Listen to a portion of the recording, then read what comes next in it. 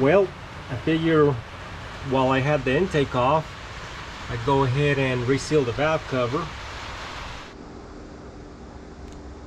So this is my original intake, and then I picked that one at a junkyard. I had some store credit, so used it up when I intake, and because I didn't want to ruin mine in case it didn't go as planned, so I bored out that other one a good bit and then installed the 351 throttle body.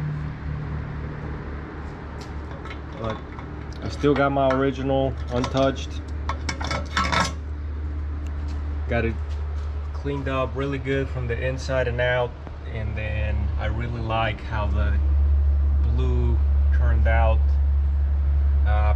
It is a different shade of blue, but that's okay. But I think it turned out really well.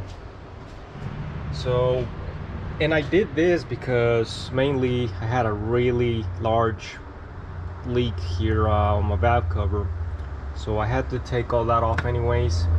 The throttle body and the piping I already had, so I figured, well, let's try this. And I like the looks of it, and hopefully this will give it more performance, like less hesitation on initial, and then maybe top end might give it a little more horsepower, but it might not be enough for me to notice it. But I do like the way it turned out. And then, like I said, I had to get in here anyways, so I had to take all that off, so might as well do something with it while I'm there. So just check out that size difference. So I went ahead and swapped over my throttle position sensor.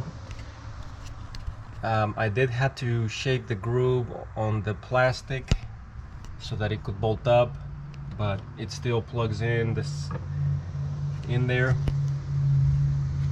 This 351 had a vacuum port, so I plugged it off. I got a plug down there. I did use my idle air control valve because I figure if I put this one, it would want to idle it higher. I ended up just filing a bolt until it was able to have a round, so I kind of created that shape. That way I could have my accelerator bracket.